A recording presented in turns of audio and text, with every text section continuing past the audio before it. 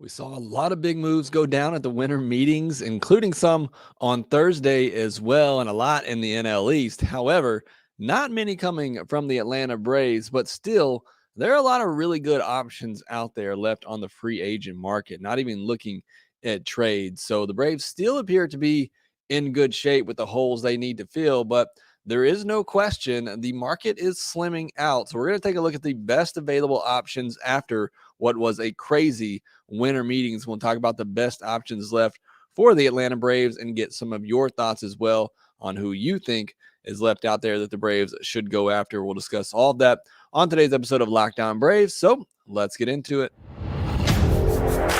You are Locked On Braves, your daily Atlanta Braves podcast. Part of the Locked On Podcast Network, your team every day.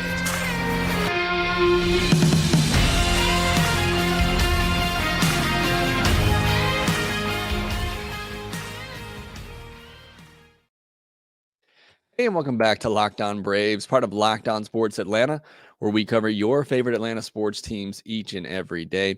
I am your host, Jake Mastriani. You can follow me on Twitter at shortstopball. Make sure you check out my bio there to see where I'm covering the game of baseball. Make sure you follow the podcast on Twitter at LockedOn_Braves. Send in any questions, comments, or feedback that you have for the podcast. A lot of the podcast today is going to come from some of your feedback on Twitter. Love the interaction, love making the listener, you, part of this show. So make sure that you get involved however you can, whether that's on Twitter or on YouTube. Love discussions in the comment section on YouTube.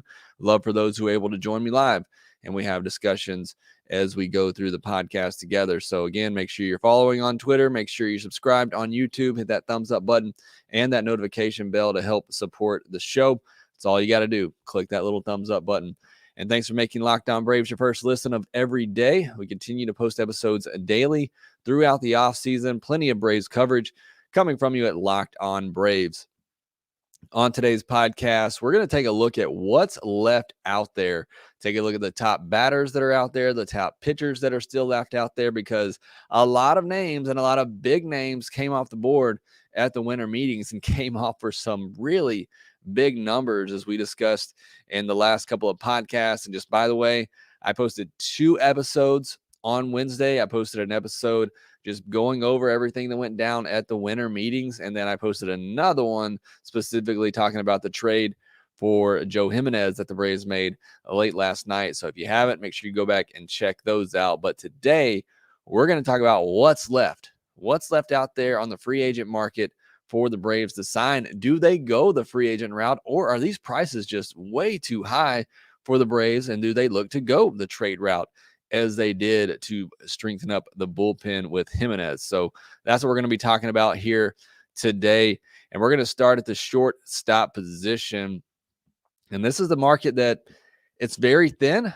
There's still a couple of really good options out there. There's 2 really good options out there, but the shortstop market is thin. It's Carlos Correa at the top, and then it's Dansby Swanson.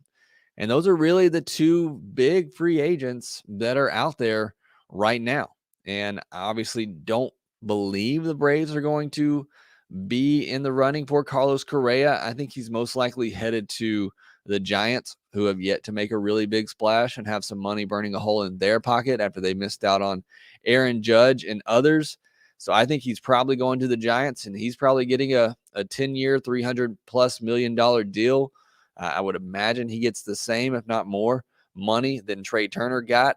So I don't think the Braves are going to play in that wheelhouse. So that leaves Dansby Swanson, who has a lot of suitors as well. We discussed that on yesterday's podcast. The Cubs, Cardinals, Red Sox, Twins.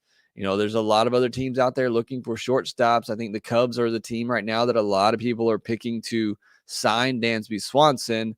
And with Xander Bogaerts now off the market, signing a big deal with the Padres on Thursday, signing for 11 years, $280 million. You know, Dansby's camp is sitting there thinking, hey, we can get 7 or 8 years. We can get close to $200 million. With the way these contracts are going out right now, and especially for the shortstops, I mean, they are just way beyond even what a lot of people projected them to be. So I think the price on Dansby is only going up. I think he's going to get that $25 million a year average annual value. And I just don't think the Braves are going to match that. I don't think they're going to be able to come anywhere really close to that. They apparently, rumor says they've already balked at a 6-year, $140 million deal, which is a little over $23 million a year. So if they weren't willing to do that, I just don't see how they can really come close to even matching a deal or an offer that's likely given to Dansby Swanson, even if he were to want to leave some money on the table and stay with Atlanta, which I think he would if the money was close. But I just think the money's not going to be close, similar to the Red Sox and with Xander Bogaerts. I think the Red Sox ended up making a pretty fair offer and strong offer to Xander Bogaerts, but the Padres were over there ready to make a big move, and the offers just really weren't close. I think reports say that Xander went back to the Red Sox, said, hey, can you match this, come close to it, and they couldn't. The Padres are willing to overpay, in my opinion, to get a player like Bogaerts, and I think a team will go out and do that for Dansby, and it won't be the Braves. So as optimistic as I've been about Dansby coming back to the Braves, I'm not so sure that's going to happen. If it doesn't happen, then after Dansby, it's Elvis Andrus and it's Jose Iglesias. And in my mind, if you're not going to get Dansby, then I think you have to go with somebody who's going to give you solid defense there, which would be either Andrus or Iglesias. Both are really good defenders, but they're getting up there in age, but don't give you much offensively. So those are the two guys left at the shortstop position. I don't think Grissom is ready, and Mark Bowman has even said as such that he doesn't feel like Vaughn Grissom will be ready to start the 2023 season at shortstop. I think he needs to go down to AAA and continue to develop there, take the things that Ron Washington has taught him and continue to develop. So if that's the case, then perhaps you go out and sign an Andrus, you sign an Iglesias, you put them at shortstop, lock it down defensively, and go out and get a big left fielder. So what's left in left field? And this is where I think you have plenty of more attractive options and more affordable options. Andrew Benintendi still at the top of my wish list. For me right now, it's Dansby Swanson 1, it's Andrew Benintendi 2 as far as free agents go that I would like to see the Braves sign. He's still out there, but with what Mitch Haniger got, which was more than I thought, I think Andrew Benintendi is probably looking at a 4-year deal for $70 million or more. With the way the spending is right now, I don't know if the Braves will feel comfortable doing that, but I like the Andrew Benintendi fit. Michael Conforto, I've mentioned a lot. I think it's a really good name for left field. Michael Brantley, yes, he's up there in age, but the guy just hits. I've wanted him for so long. I don't know how much he can actually play in the field, but he could be an option, a guy on a 1-year deal for maybe $12 million or so. Brian Reynolds is the one trade option I'm going to mention just because he himself said that he would like to be traded.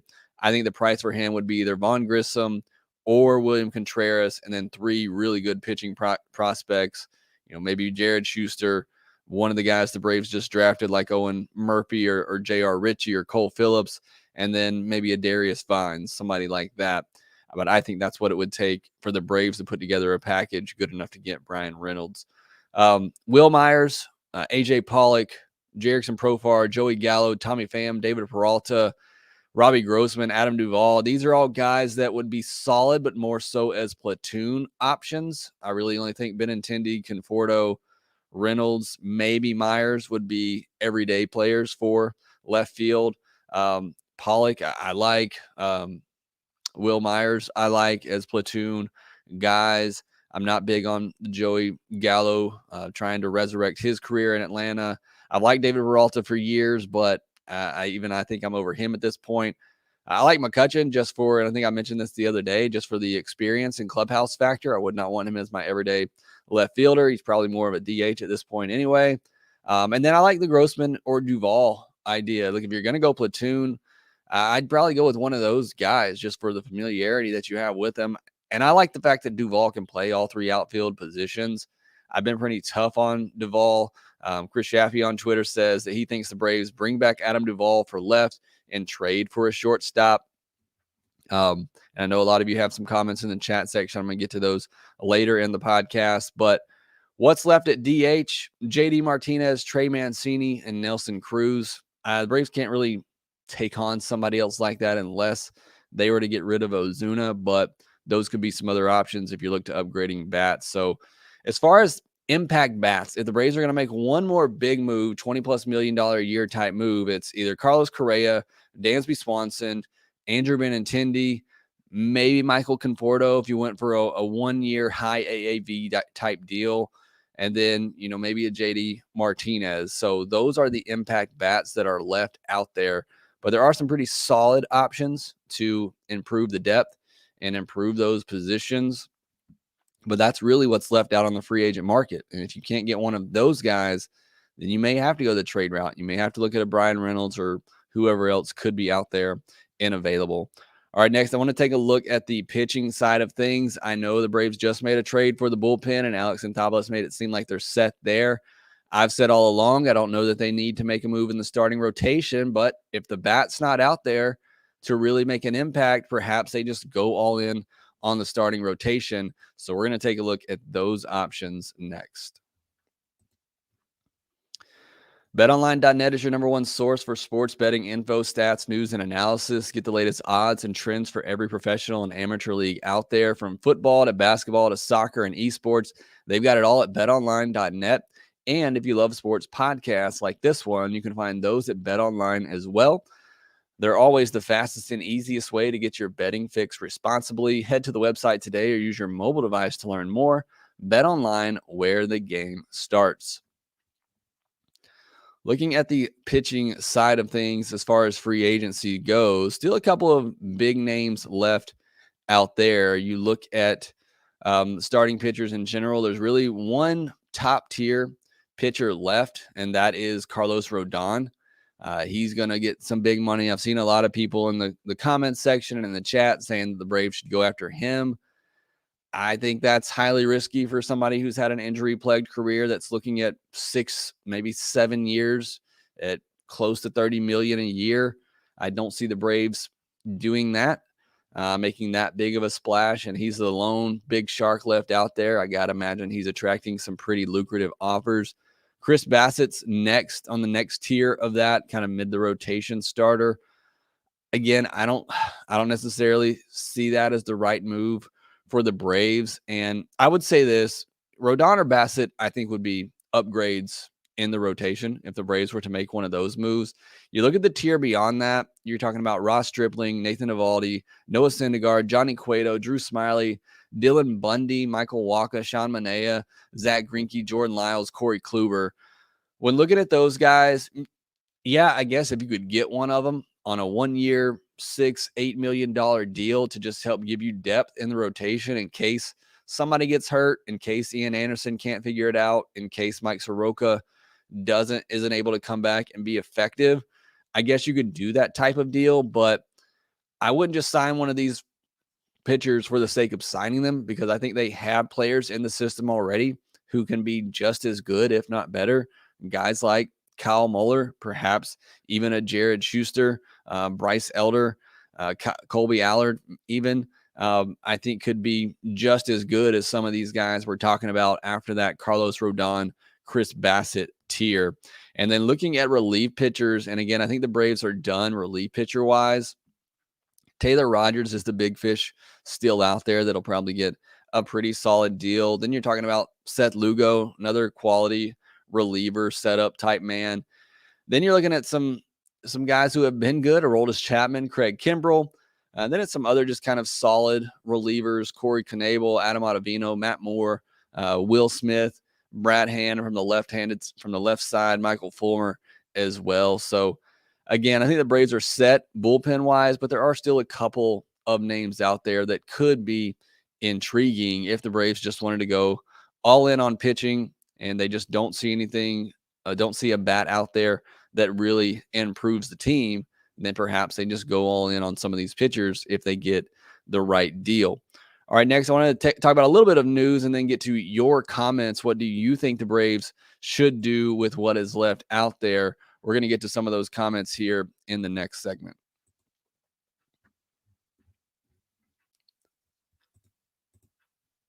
So a little bit of news from From Thursday, we talked about the Xander Bogaerts signing, 11 years, $280 million with the Padres. I think that has a significant effect on the Dansby Swanson market. And then the New York Mets, they just keep spending. What are you going to do? I mean, they signed Brandon Nimmo, 8 years, $162 million, more than I thought he was going to get, which has been the case for just about all of these big deals that have been signed this offseason.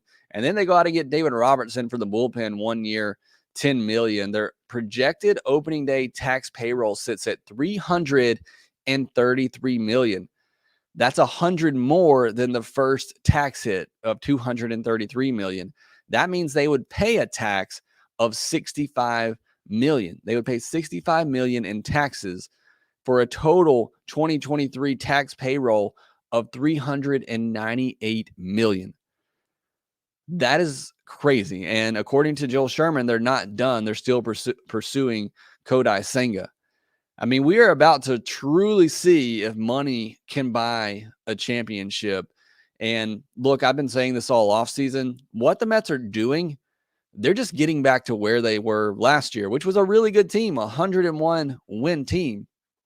They're replacing Jacob deGrom with Justin Verlander. They're replacing Taijuan Walker with Jose Quintana. They're trying to replace Chris Bassett with Kodai Senga. They're bringing back Brandon Nimmo. They're signing David Robertson to replace Adam Ottavino. They still haven't replaced Seth Lugo. I guess you could say they got Brooks Raley, so I'll give that as the replacement for Ottavino. But they're still just replacing what they lost to get back to where they were. And I think we have to keep that in mind as Braves fans, as we're seeing all these big moves come in for the Mets. They're just replacing what they lost to get back where they were last year, which again was a really good team. And the Mets are going to be really good again. They're going to be fighting with the Atlanta Braves, but they have a budget that is over $100 million more than what the Braves is. And the Braves budget is really big when you look at the rest of Major League Baseball. So just crazy what Steve Cohen is doing over there for the Mets. Great for their fans, but I will enjoy it even more when they finish second place in the National League East. It'll make it that much sweeter when the Braves still beat them in 2023, hopefully. But those are some of the big moves on Thursday. I want to get to some of your comments. I had asked on Twitter, how do you feel about the options still out there for the Braves? What would you do? Baltimore Braves fan said, it's hard to find the good from the winter meetings. The price for shortstops just went up, making it less likely that we re-sign Dansby. A trade seems likely. I certainly agree with that. I think Dansby, with the way the market is probably out of the Braves price range. Baltimore Braves fans also said the Jimenez trade likely finalize the bullpen, though it'd be nice to re-sign Luke Jackson. I wouldn't be surprised if they bring Luke Jackson back on a minor league deal. I have a feeling they told him, hey, go see if you can find a major league deal somewhere. If not, come back. We'll bring you in on a minor league deal and give you a chance. And then Baltimore Braves fans also said, still hoping we sign Duvall for left field. John Magel said, very much okay with it. Haven't seen a single contract I'd want to be close to. And I think I certainly agree with that. A lot of these contracts seem like they're going to be very bad, especially on the back end of some of these deals. Trent Helm said, I think a lot of money was spent and a ton of good players still left. Will end up taking less with fewer teams bidding. And I talked about this yesterday. And the first podcast I did yesterday is that slow and steady approach. Perhaps that's going to lead to some diamonds in the rough, some steals for Alex Anthopoulos later on. I certainly hope that's the case. JDS Brave 72 says preference in free agency would be Benintendi or even Michael Brantley in left field over re-signing Dansby and give Vaughn the reins at shortstop and see if we can improve our hitting at two spots. As far as trade, I prefer trading William Contreras, headlining a trade for Reynolds over Vaughn Grissom. I do think it would take at least one of those guys in any type of deal for Brian Reynolds. So appreciate the comments on Twitter. Sorry I wasn't able to use all those. I'll try to respond to them on Twitter. I want to get to some of the comments in the chat section real quick. Anthony Hood says the Mets are spending big money. They certainly are. Anthony Hood also says, I see Duvall, Pollock, and Profar is out there. Good choices for the Braves. And I see Hayward got a minor league deal with the Dodgers. Yeah.